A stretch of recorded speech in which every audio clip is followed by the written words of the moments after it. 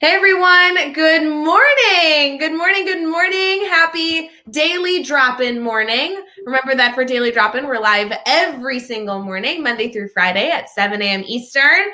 I have Amanda here with me today. Amanda, I'm so stinking excited to talk shop with you, dive into so many different things. We have some new segments today. We have some recommendations. We have questions in our brainstorm bank, and I cannot wait to get started with all this fun.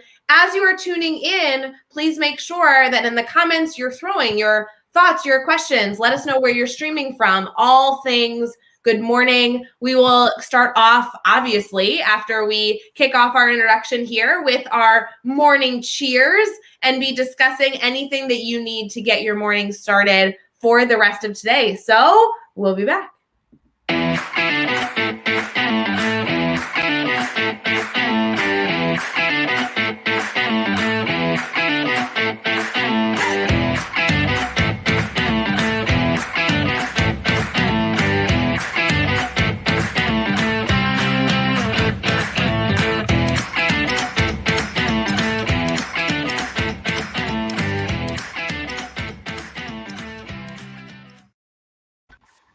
Hey, Amanda, how are you doing? Good. Can I just tell you with that intro, and it reminds me of the Teach Better conference, and it just makes me have the warm and fuzzies every single time I see that. Can I just point that out? I think that was the last time I saw you in person, was the Teach Better conference in 2019.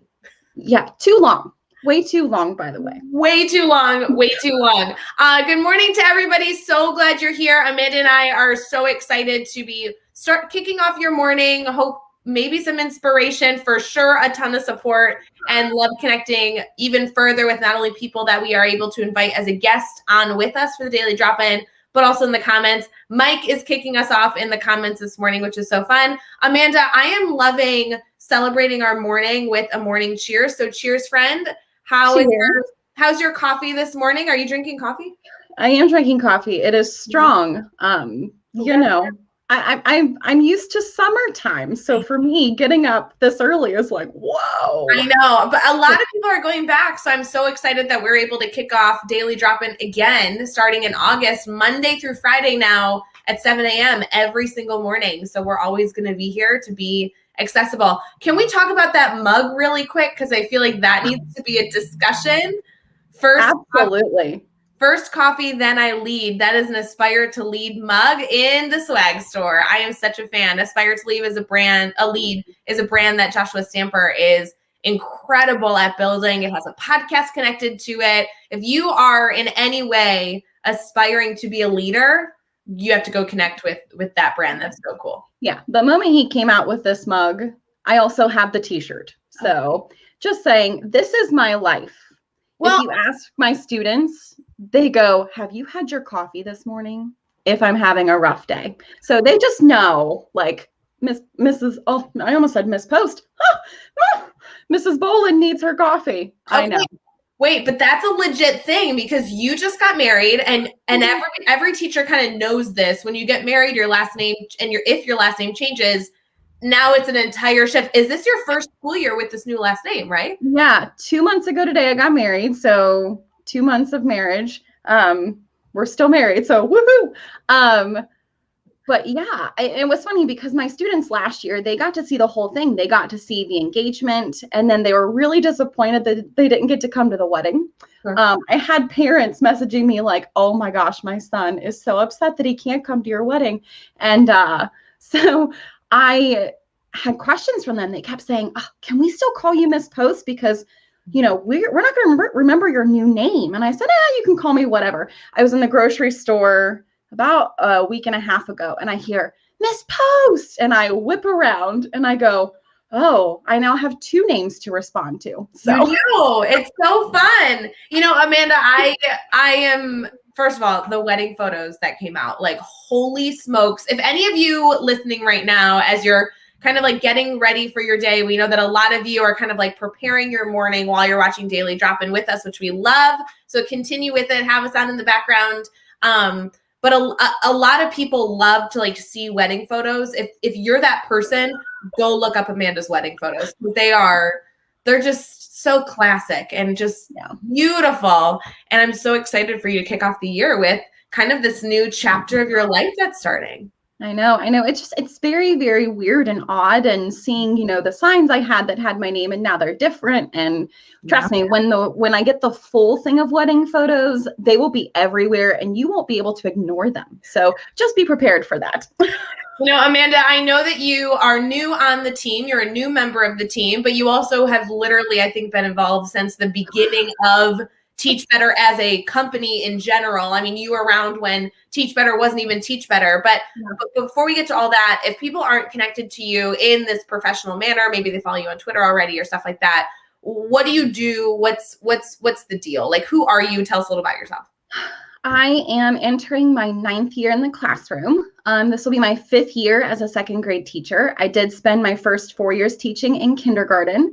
So yeah, that's the look I get whenever I tell people that. It was a wonderful experience, but definitely second grade is kind of my happy place. It's just, kindergarten, God bless kindergarten teachers is all I'm going to say. And I don't know how I did it for 4 years. So I have to tell you, I always feel that way when I talk to any elementary teacher. God bless elementary teachers. God bless special education teachers. I just have, there are some things that in my world, always being in that middle level, like realm, that I don't know how people do it. So even just you teaching second grade, like, you are my go-to elementary person. When people come to me and they're like, I have a question that's specifically related to a lower grade level that I'm problem solving through, I am always up for brainstorming. But like I shared with you guys on I think it was yesterday on Daily Drop-In, I'm happy to brainstorm, but like, I know people that will have answers, and you are my go-to elementary person. Oh, well, thanks for that. I mean, 3 years ago, whenever, and Mike is asking, what was Teach Better before it was Teach Better? Yes, that's it was the grid method. I mean, I have a t-shirt that says #TeachBetter, thegridmethod.com. Like, I have that shirt from training. So I think I came in right around the transition time. Okay. And, who would have thought 3 years ago, when I'm sitting in training with Chad and Jeff and Tiffany at the time, I was sitting in training with them, and who would have thought 3 years later that I would be part of the team and a go-to person for, elementary things. And sometimes I sit back and I go, who am I to get to do this? I do want to clarify, you may not have known this, but when I joined the team, so the team was started in 2015. I joined about 2 years later. When I joined the team, you already were legendary. Like, people talked about you. And to me, you were like some teacher in Ohio. Like, I didn't even know, like, I didn't know you. I just knew you were some awesome teacher in Ohio that taught elementary. And I remember that shift of the branding, it went from the Grid Method as like a company. Obviously, the Grid Method is a mastery learning framework that the team does a ton of PD on, but the team was called that. We made that shift about a year after I joined. So what year would that have been? Like 2018-ish. Mm-hmm. And that was a big deal. So I do love that Mike was guessing that the name was Teach Pretty Okay. Like, that seems appropriate, but if you could take the okay off the end there, Mike, and then just have Ray and I with Teach Pretty. Yeah. There we go.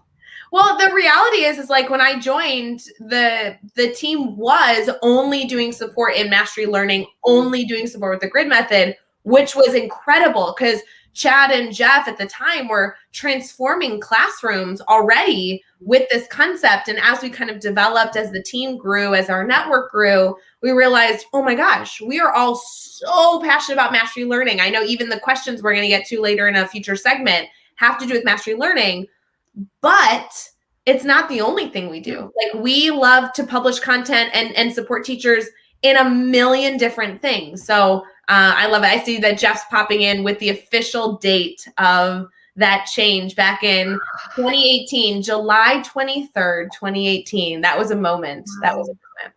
Wow. Big deal. Big deal. Hey, shout out to Jeff Gargas. We prepared for that name change. Sorry, I know we're going to move on to a new topic, but literally we prepared for that branding name change for over a year, because it takes a lot to retitle everything and change the URL. And literally everything was the grid method, and we prepared like crazy. It was like down to the minute. We had everything planned, and then Jeff Gargis ruined it. And he sent out an email in the morning instead of in the evening, and it was an automated email. And we were supposed to go live, and we weren't live. And Jeff, it was Jeff's first mistake that I witnessed, and it was awesome.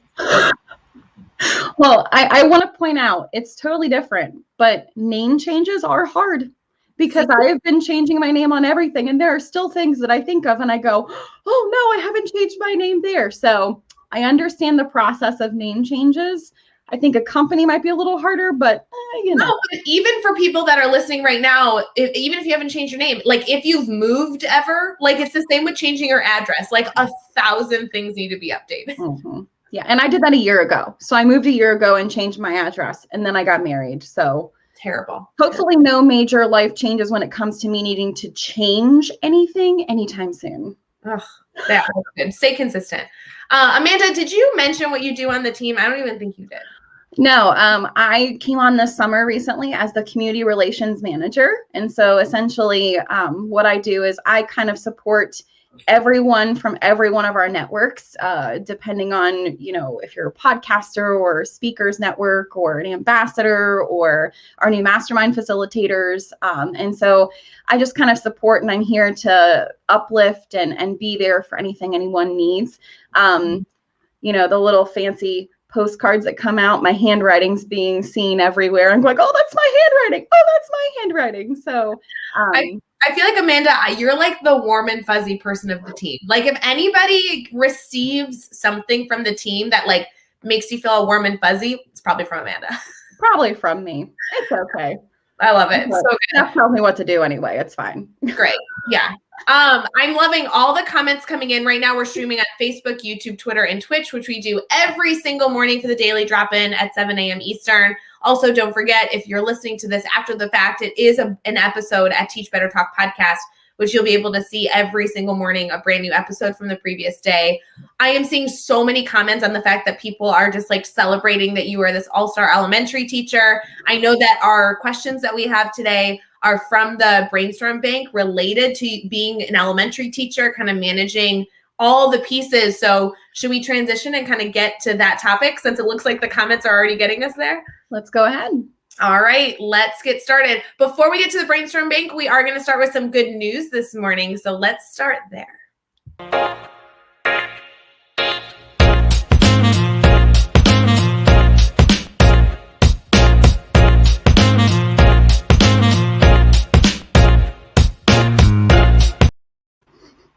Amanda. That music really makes you want to bop. Doesn't it? You can't help but smile when that music comes on.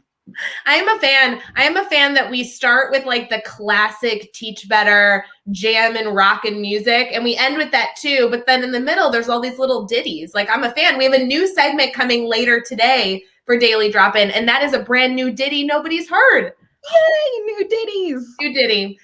Okay, so this one we do every single day. You guys already know this. We always like to share a good news story with you. The hope would be that as you're brushing your teeth in the morning, this maybe gives you some inspiration. Maybe it adds something that you're going to go look further into. And more importantly, you can bring this idea. We had a big discussion yesterday with Brad Hughes about bringing a good news story to your students and being able to utilize that as a way to build relationships or discuss challenging topics or just foster conversation. So Amanda, today we are still focused on the Olympics because it's still going on. We love the Olympics. Have you been watching it all?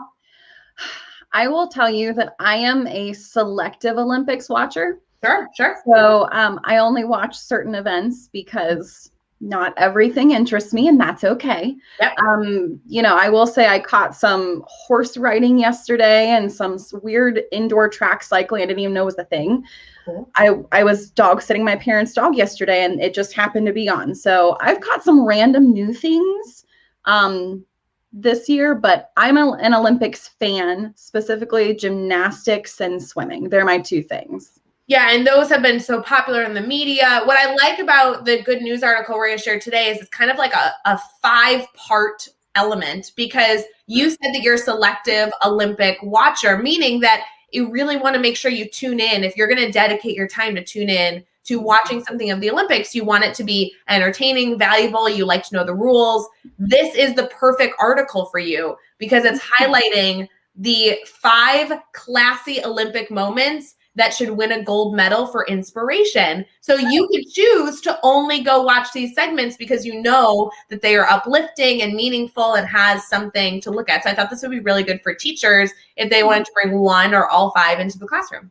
Oh, I love that. Now I'm going to have to find these clips and watch these things. I'm excited. I know. And to be honest with you, I read these earlier this morning.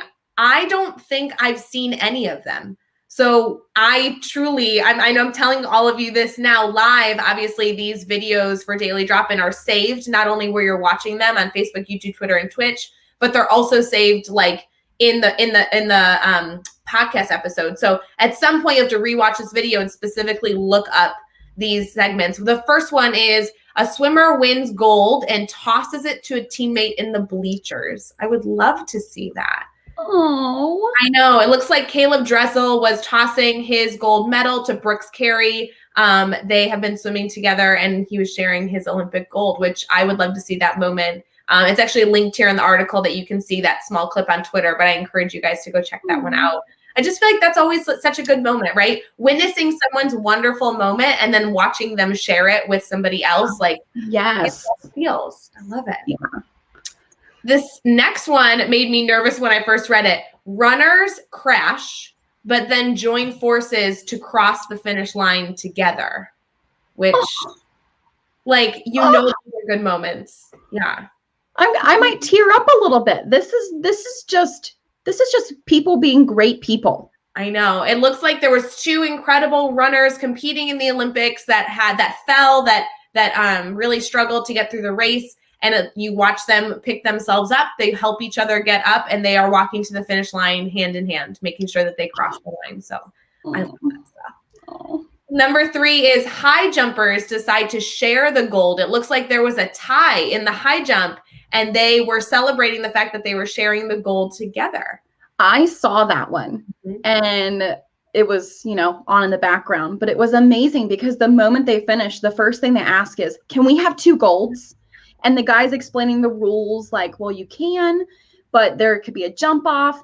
And they just look at each other and they're like, nope, we're both taking gold. And it was the most magical moment ever. They go and they celebrate separately with like their family or whoever's allowed to be there, their friends, their teammates, whoever it is.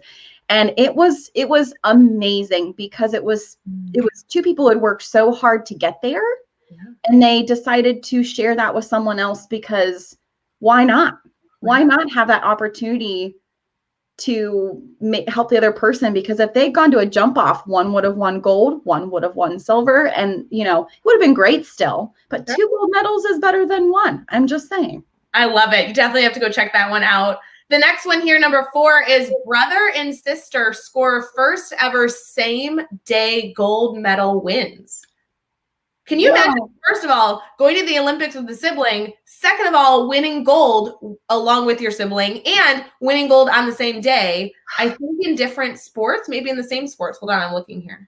I have no idea. I do know there have been a lot of sibling pairs this year from different countries that have been in the Olympics. I know that in gymnastics, because that's my thing, there were twins from Great Britain in the women's gymnastics, and they both were competing in like the all-around final. So yeah, it looks like these 2 siblings were both competing in judo, but because it was a male and female, they don't compete against each other.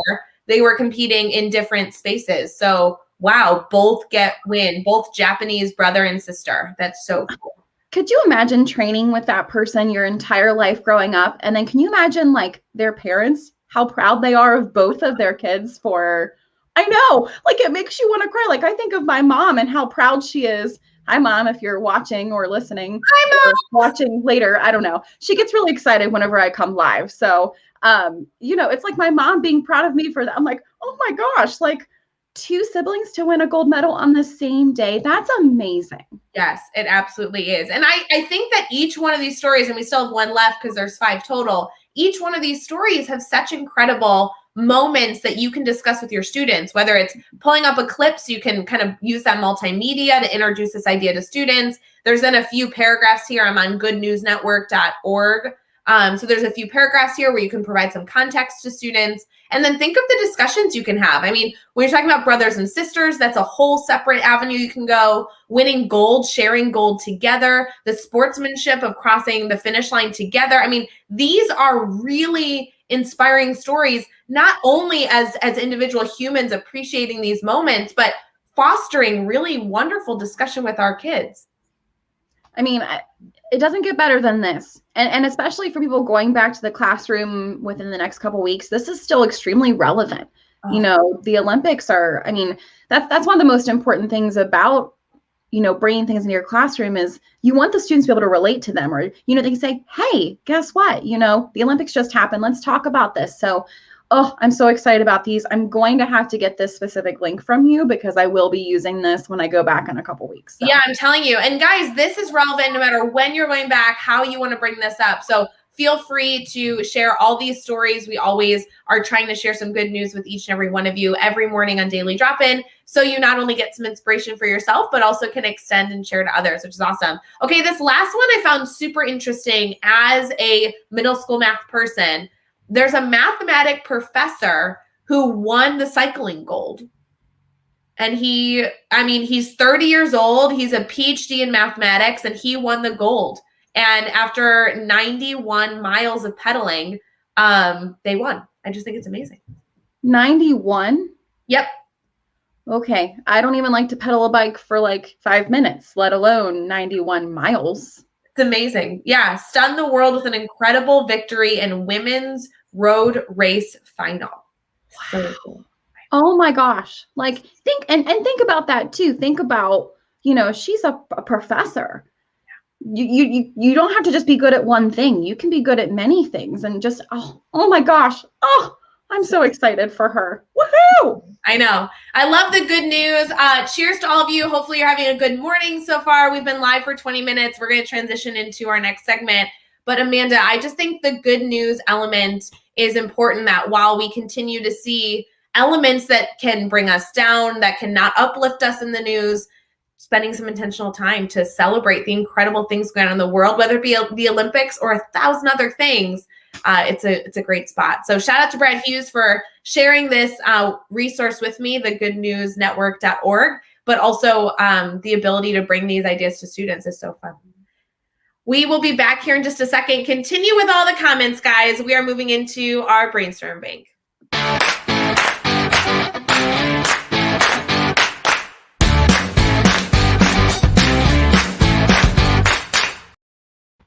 The claps for me on that one. I love that. I know, it kind of feels like a Friends thing where you want to like be in the background and be like, you know? Oh my gosh, yes. Are you a Friends fan? Did you watch that show? Yeah. I am a Friends fan. I was a little sad whenever a certain streaming service took it off of their streaming service, but that's okay. Yes, not to name names, but you know, everyone knows. Just kidding. Well, for all of you that are still here with us, good morning. Happy daily drop-in morning. Make sure if you are enjoying this feed to not only be in the comments, have us on in the background as you are getting your day started, but also share this feed so you can not only share the good news stories that we just discussed for the Olympics, but also the discussion that we're about to have with the questions submitted in the brainstorm bank and everything in between. You know, Amanda, the brainstorm bank segment is truly just an opportunity for people to kind of throw all their questions in with the opportunity that it will be discussed on the show. You can submit your questions at teachbetter.com/brainstormbank. It's just a place where we don't really ask for a lot of information from you at all. We're just looking to cultivate a space for you to ask questions and then hopefully be able to have someone discuss them. And Amanda, while I always love when people submit to the brainstorm bank because it gives us some really strategic content pieces that we can discuss for our network, right?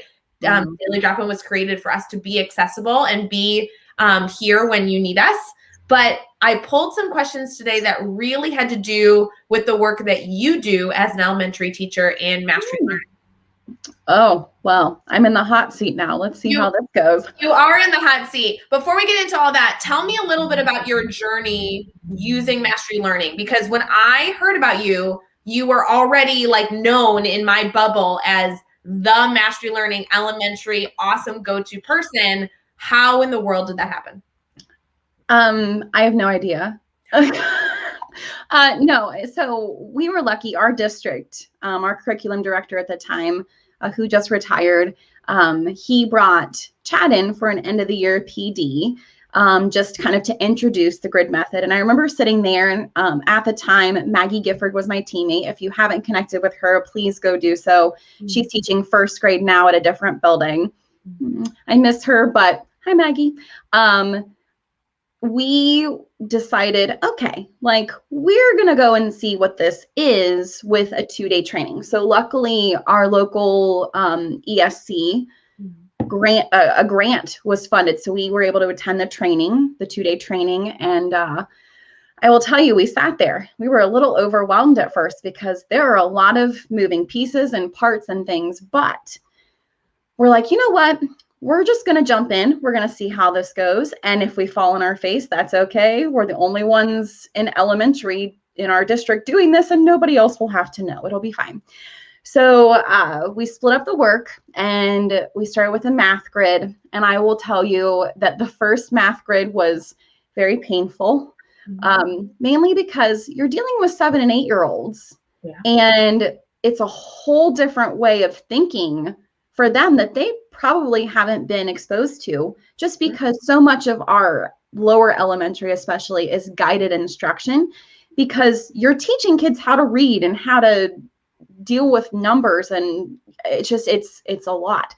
So I remember, our math grade, we started with something easy, something short, and I thought, oh my gosh, these children need me more than when they needed me before. And I thought, but how amazing is that? Because they're identifying that they need me, and they're like explaining that to me and to others. So, we kind of started in our first language arts grid was an epic fail because we didn't realize that our kids didn't have the background knowledge they needed. And it was rough for the first few months. But once we got the system in place, once the kids understood what was going on, once we felt more comfortable, it completely changed my classroom. It completely changed the feel. It changed the experience. It changed my workload. It changed kind of everything. And, we after, we'd only been doing the grid method for 8 months or so, we applied to present at the Teach Better conference, Teach Better 19. And I remember the last day of school, we got the, hey, you've been chosen to present. And our kids were so excited for us because they had seen how hard we had worked to help them become better. And they're like, you mean you get to go teach other teachers? And I said, yeah, I get to go teach other teachers. And they were so excited.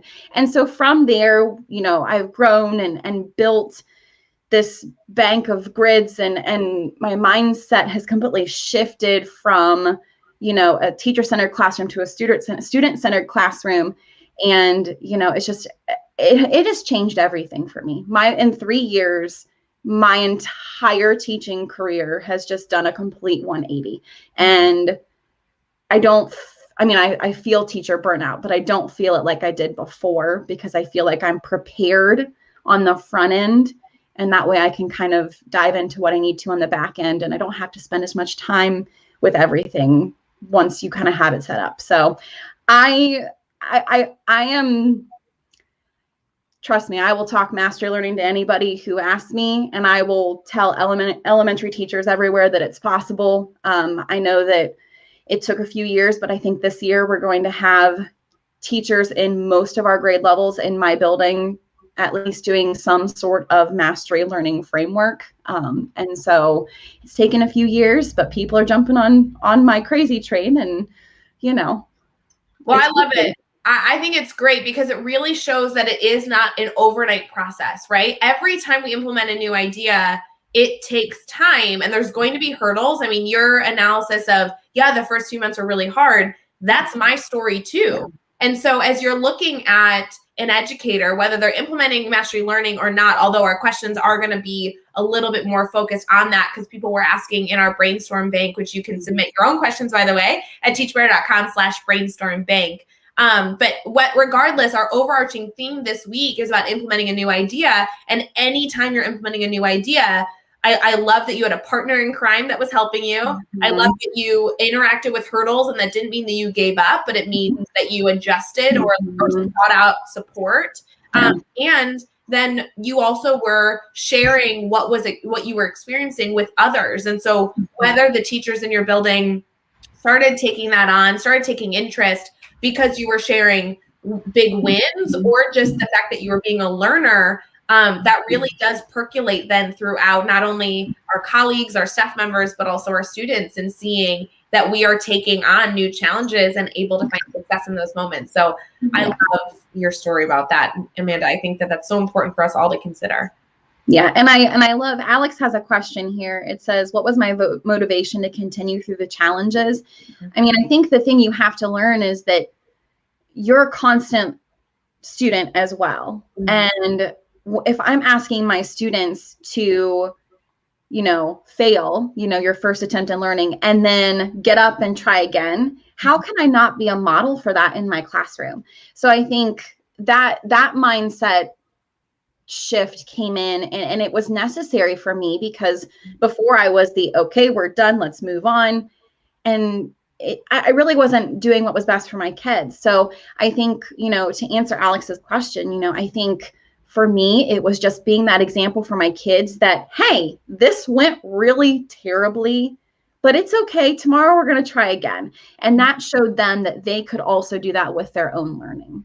It's interesting, Amanda, and especially for those of you watching this morning as you're sipping on your coffee, the Daily Drop-Ins overarching topic this week being implementing new ideas. We've kind of seen this progression in the discussion. We started off with Jeff sharing his thoughts on this idea on Monday, and his focus was really on, when you decide to take on a new challenge, decide if you're going to take it on like full force, like you're going to take the entire thing on all at once and you're going to kind of dive into the deep end. Or are you going to start off by saying, I'm going to take little bites as I go, and I'm going to build up into what I want to see long term? And we actually got into a beautiful discussion on the pros and cons that come with whatever decision you choose. Brad Hughes then added another layer to this, that once you make that decision, really being able to determine, why are you moving in this direction, so that you can identify how you're going to measure if you reach success. So when you interact with these hurdles, should the hurdles be stopping you? Like, you shouldn't be doing this at all? Or are the hurdles kind of leading you in the right direction and finding your footing? And Brad did a great job kind of breaking down how, if you are always going back to that why, you can develop the measurables to evaluate if you're being successful or unsuccessful. This next element in that is, once you identify your approach, once you identify your measurables, how can you tweak, and what are you going to do when you interact with hurdles? Kind of fits in beautifully with your story, because you were collaborating with people, and when you were working through finding the motivation for these challenges, you knew what you were working towards. You just needed to find your footing and getting there, and you were able to do that by seeking friends out. I know you connected a lot with Chad. I mean, all those things kind of allowed you to reach the goal that you were trying to reach. Yeah. And I think around me, I had that support system. I always knew that the team was here for me if I needed anything. Chad was able to come into my classroom a few times that first year, and, he'd say, hey, buddy, like, what's going well? What do you need help with? And I never felt like, oh my gosh, Chad, he created this whole system. Like, oh my gosh, I can't show weakness. I can't show him my flaws or my failures, because I had learned from him and from the team that it was okay to be open to new things and to not have them be successful the first time, as long as you kept trying to be better. And so, I definitely connected with the team and what they were doing, in it's another PD, but I will tell you that I have truly found a family and a support system that I've really needed, especially over the last couple of years with everything going on. So, and that's why Daily Drop-In was created, is to support, teachers during the midst of complete shutdown, and, oh my gosh, what do we do? And not only checking, helping with ideas for students, but checking on just, teachers and how they were doing and anything they needed. So I'm excited that the Daily Drop-In is back, because I think it's going to support teachers now as often as they need it. Yeah. And it's interesting. Finding that support is hard. And no matter where you're a teacher, many of us have experienced what it feels like to teach on an island and not feeling like you have your go-to person. Mike here in the comments says, I found the people that were interested in mastery learning or other non-traditional approaches they've not been the one that I work with directly or the ones that I work with indirectly. I do have to say, I have done so many things in my career where sometimes it resonates with the people that I work closest with and sometimes it doesn't. And it's not a bad thing. As you're exploring mastery learning, it doesn't mean you can only brainstorm with people that love mastery learning. Mastery learning has a number of different pieces that you need to incorporate, classroom management being a major one. And so just because your colleague down the hall isn't using mastery learning, they might be able to give you some classroom management suggestions. So you start to break apart whatever new idea you're exploring, break it apart into tiny, tiny little pieces that create that beautiful idea that you're trying to reach. You can go to people who maybe teach differently than you, have a different philosophy than you, and still take on new ideas. There's so many ways to collaborate these days. Yeah. And I mean, if you can't find that support down the hall, refer to your PLN. I mean, I think we've learned that between Twitter and Facebook and all the things that you have a support system. And I think, Mike talking about that, you have a support system outside of just the four walls of your building. So I think, you need to capitalize on that as much as possible and share and grow with each other. So completely. Oh, I'm loving all the comments. There's so many good things here. Amanda, a lot of the questions that I was going to pull from Brainstorm Bank for you to kind of address is the concept around mastery learning in an elementary classroom. For those of you who, use mastery learning, this is really not supposed to be a segment pitching this idea to you. But to give you some context, it was created by Chad Ostrowski, who's the CEO and co-founder of the Teach Better team. And when he created this framework, he created it in a low-income urban environment. He was working as a science teacher in middle-level education, and we have seen it successful K-12. But I will tell you, Amanda, a lot of elementary school teachers come to me and say, yeah, but I teach all these subjects.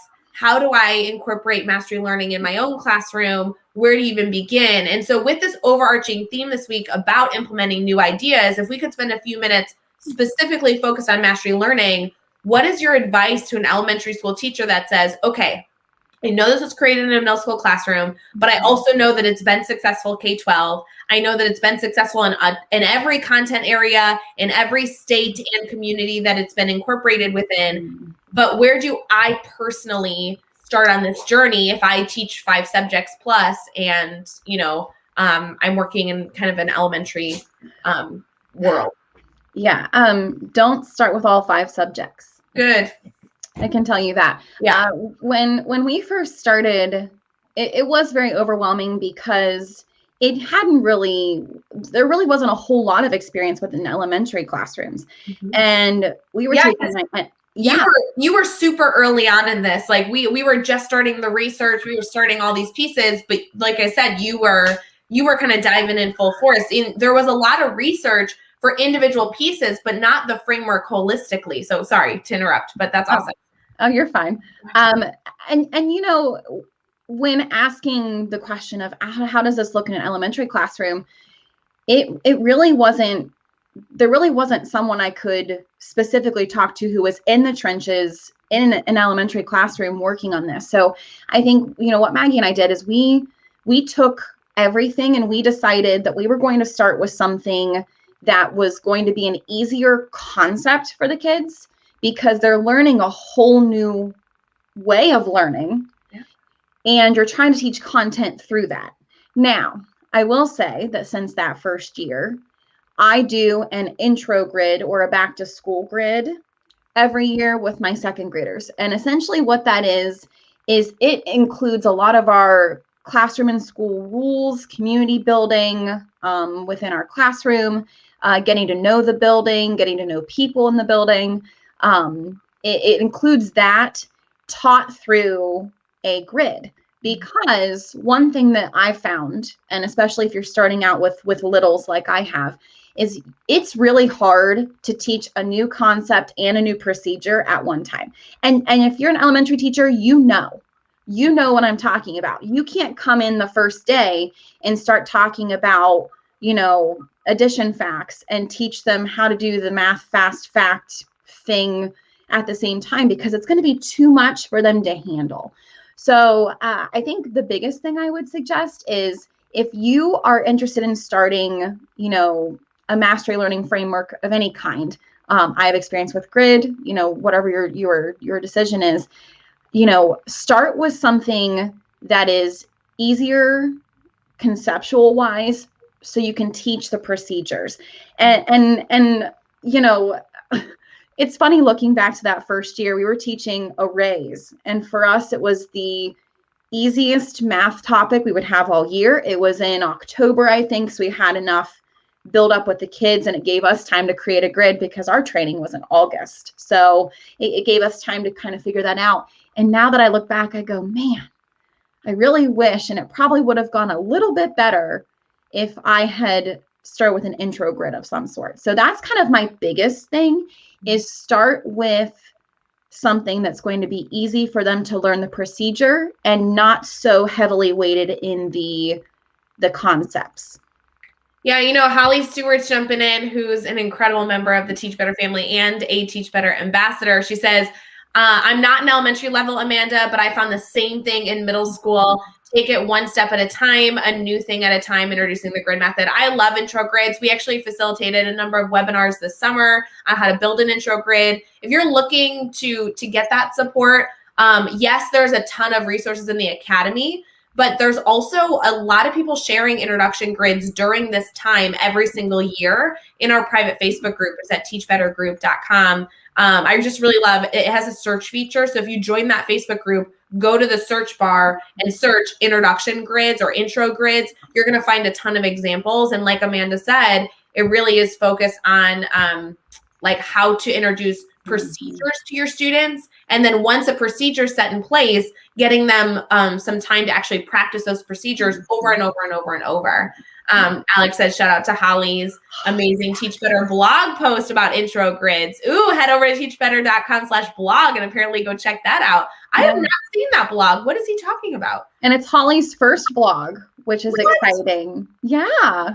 Holly, we're so excited that you're a guest blogger with us and that you focus on intro grids. No kidding. How timely. Did you know we were talking about those? That's so cool. I didn't give her any information. I will tell you that I really enjoyed, during the last 12-hour live, I got to go on with Holly and chat and talk about student growth and learning gaps and things like that. And I love talking to Holly. If anybody has any questions about anything, Holly is like a person to talk to. She's just fantastic. So shout out to Holly. Such good ideas. I so love that. Amanda, the last thing I want to make sure I articulate before we transition here to our new segment is, one of the things you said is that don't start with all the content at once. And it's different when you're in a middle school setting or in a high school setting. You might teach a course and you might start with using a mastery framework with that course, right? So for example, when I taught 6th grade math, I had an accelerated course and a grade level course, both focused on math. And the recommendation would be to either start the grid in both classes or start the grid only in one and see how that transition went. With elementary, they teach a number of different subject areas. And your suggestion was to take one at a time. Is that true? Yeah, because when you think about an elementary teacher, especially lower elementary, typically 3rd grade and below, you're teaching math, reading, science, social studies, grammar, phonics, whatever else they throw at you to teach. I mean, I think I have seven preps a day for different things that I'm teaching.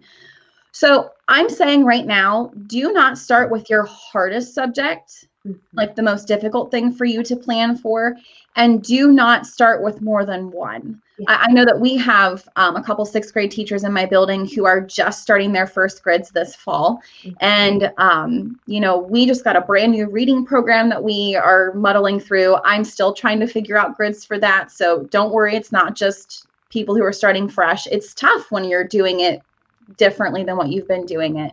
But they said, we think we're going to start in social studies. And I said, that is a perfect place to start, because that will build a lot of the project-based learning and things like that you get in the higher levels.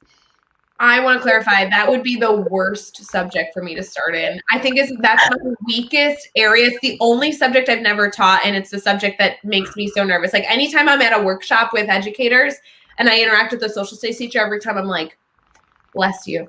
I don't know. I can't do it. I taught math, science, reading, writing. I have my favorites, but social studies would not be my go-to. Just to confirm, but I'm glad it is for you. That's awesome. That's awesome. I mean, not for me personally, for the 6th grade teachers that are going to be teaching it. So bless them for dealing with 6th graders in the first place. But you know, you're right, Amanda, like start with what you enjoy, because then you can really get the juices flowing. You can allow yourself to have those early successes. Trust me, there's plenty that will still need to happen that you will overcome.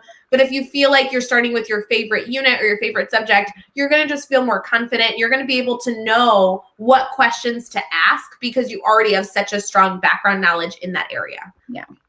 Super good. For all of you that are listening, don't forget you can always submit more questions, not only for Amanda, but for anybody that joins our daily drop-in over at teachbetter.com/brainstormbank. You can put in 1,500 questions for us or just one. They can be content related. They can be grid related if you want. They can be team related about the Teach Better team if you want to hear more about Amanda's amazing wedding or how she's going through her name change. All those things are fair game in the Brainstorm Bank, so feel free. I really recommend, I know this, Amanda, sounds kind of lame, but I really recommend like opening it up. Go to teachbetter.com/brainstormbank and just bookmark it. Because right now, if you're live with us, you can just submit your questions in the comments, and we really do our best to try and read every comment as we're live and incorporate it into the discussion.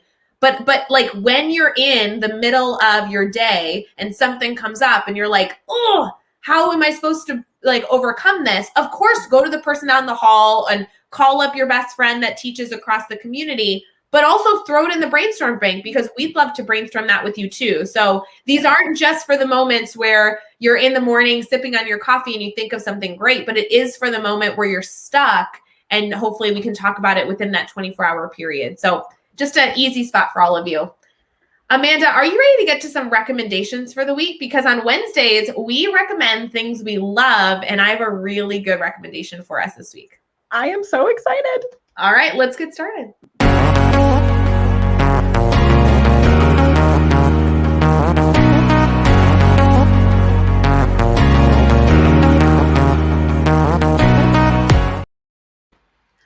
That has more of a flowy vibe to it. Oh, feel like we were moving and grooving, right? Recommendations for the week.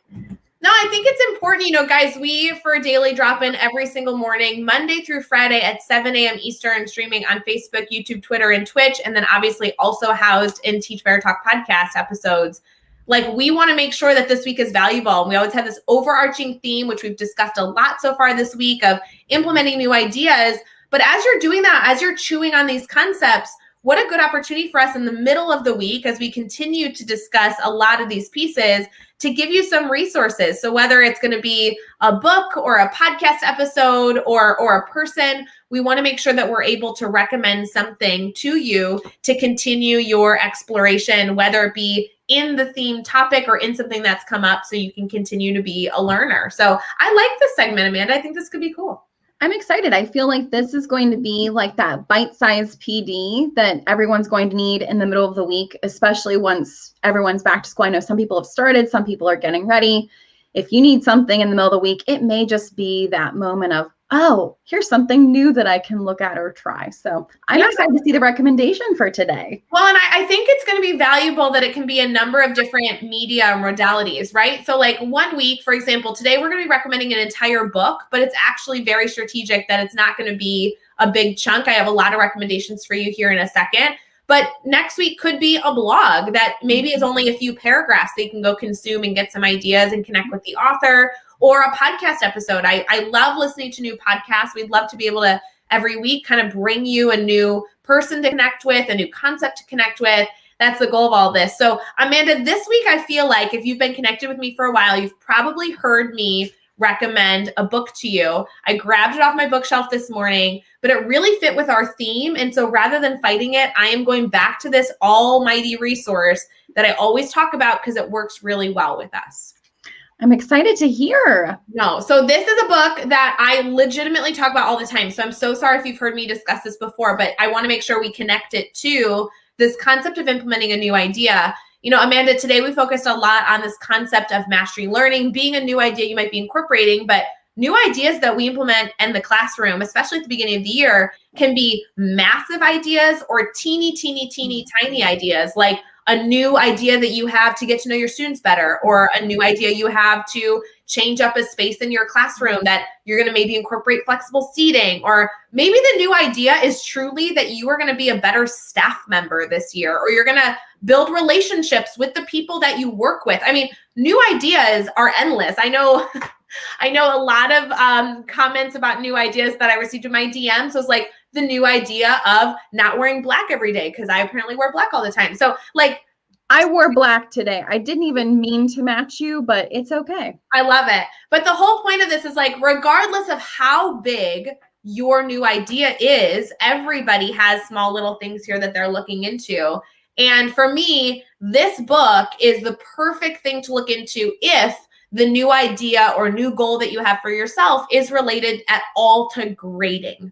I don't know if you guys listening right now are thinking about your grading practices. It's extremely popular right now, but this is my favorite go-to resource for grading. And I want to articulate to you why it is, because there are a lot of books out there. And I love when we are able to go consume books and get new ideas. But this one specifically is perfect if you have a new idea that you'd like to incorporate with grading. And here's why. So this is called A Repair Kit for Grading, 15 Fixes for Broken Grades, and it's by Ken O'Connor. Shout out to Christopher McGraw. He brought this book to me when I was a teacher. He was my principal, and he brought this book to me as kind of the first step to evaluate how I was grading and what changes I wanted to make. This is my favorite part of the book. So again, it's called A Repair Kit for Grading, 15 Fixes. If you Google 15 Fixes, it's by Ken O'Connor, who has a ton of research. His expertise in this topic is incredible. Here's what I love. I recommend, if you pick up this book, that you do not read any part of this book and you go straight to the table of contents, because the table of contents gives you the chapter titles.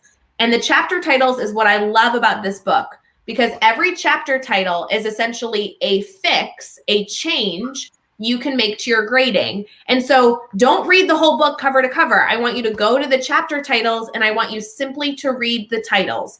So for example, a title could be fix number 1.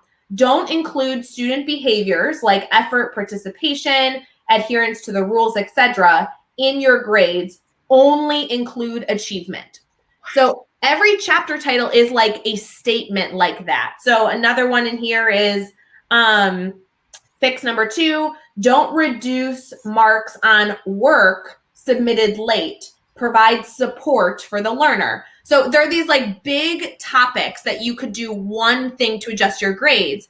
And then my challenge to you is I want you to color code them. So I want you to color code them as things like, oh, that's a really easy fix. I already don't take off points for late work. Like that is an easy chapter. I already agree with it. Or I understand that chapter, but I'm a little hesitant. Or, oh my gosh, I don't think I even agree with that chapter title. I don't think I could do that one at all. And so the activity that Chris McGraw took us through in our class when we were studying this book was kind of like a green, yellow, red. So if it's red, it's something that you're not sure you'll ever agree with. If it's green, it's a really easy fix that you could choose to do for grading. The last step of this is choose one green and start there. So if you already agree that you shouldn't include zeros, then don't read any other chapter. Only go to that chapter, read the information, and start adjusting your grading from there. When you're done with all the greens, slowly move to yellows. And so I really love that this book doesn't need to be read cover to cover. It has really tactical takeaways, and each chapter kind of brings you along a new journey. I mean, first of all, shout out to Ken O'Connor for organizing a book the way that a teacher's brain thinks. Right. I'm just saying, because we don't have time to dive into entire books sometimes, and we just need suggestions right now. Right. So that's amazing. Second, if you just go through and you're reading the table of contents, you may not even know what's going on with what you're doing in your classroom until you read the table of contents and you go, oh, I do that. Why shouldn't I do that? And then that provides a little bit of information about why you should change that practice or how you should do that in your classroom. Because sometimes we don't know what we don't know until we figure out we don't know it. So that's amazing. Well, and I think that each one of these being a statement allows you as the teacher to say, how can I evaluate this? Do I agree? Do I not agree? And then within each chapter, there's not only those big statements, but there's the tactical takeaways, there's the evaluation of the idea, there's research to support it. So you then are becoming more educated on why you either agree or disagree with this change in grading so that you can be educated enough to make a decision of, I intend to incorporate this or not. And one of the ones here, like fix number 13, don't use information from formative assessments and practice to determine grades. Only use summative evidence. I mean, we've been discussing that in things like, Dave and Caitlin, an entire focus on the focus series, really on that concept. And within this chapter, they talk about student involvement. They summarize the idea. They talk about the teacher vantage point, and they talk about policy examples for you to utilize if that's a fix that you want to utilize. So I truly think start easy, similar to your suggestion with the grid method earlier in this segment. Start with something that's easy, start with those greens that you already agree with, and then slowly move into these other ideas. And this book can kind of take you on that journey simply by reading the chapter titles first. I think that's really my recommendation. I am excited. I now need this book. So thank you for this recommendation because I didn't even know the book exists. I mean, I'd heard people talk about it, but I guess I really didn't think about it. But now I'm like, well, duh, why wouldn't I have that on my bookshelf? So I really like this one. It's by Pearson. Pearson is the publisher. It's the second edition is the one that I have. It's super teeny tiny. If you guys see, it's a thin book. It's called A Repair Kit for Grading, 15 Fixes, Ken O'Connor, which I'm a huge fan of. And there's a bunch in here.